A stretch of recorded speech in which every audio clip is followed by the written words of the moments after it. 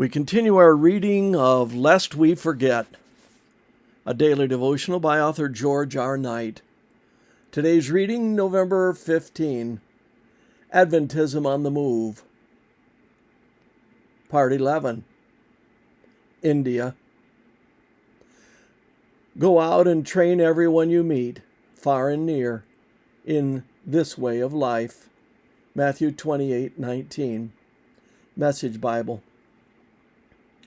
As in so many other places in the world, colporteurs early spread the Seventh-day Adventist message in India. William Linker and A.T. Strope landed in Madras in 1893 to sell books among the English-speaking inhabitants of India's major cities.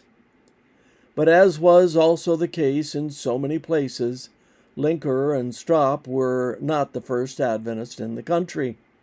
While in London on the way to India, Linker learned to his joy that Adventist believers already lived there.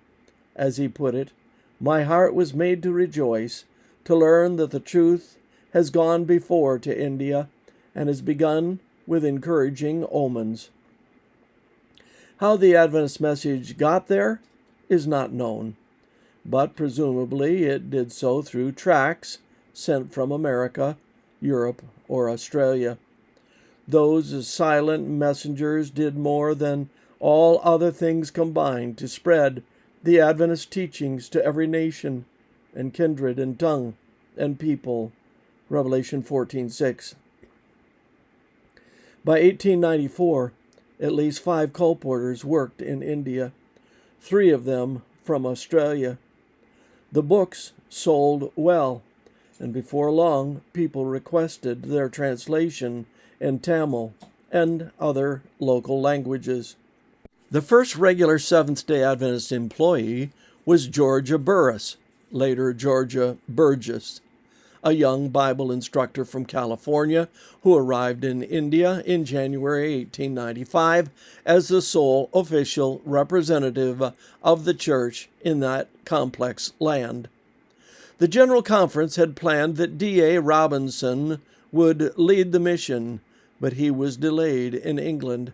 That didn't hinder the intrepid Miss Burris, who proceeded alone, even though only her passage had been paid.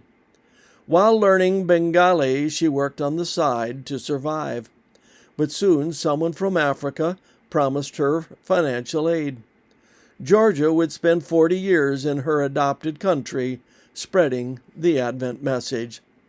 Other missionaries reached India in late 1895, and in 1898, William A. Spicer, who would become General Conference president in 1922, arrived to begin the publication of the Oriental Watchman. One thing strikes the student of the spread of Adventist missions, that is, they were international from the beginning. Even though the movement throughout the 19th century was largely North American, we find people, literature, and funds coming from everywhere and going to everywhere. That is still the dynamic in Adventist mission. This concludes our reading today of Lest We Forget.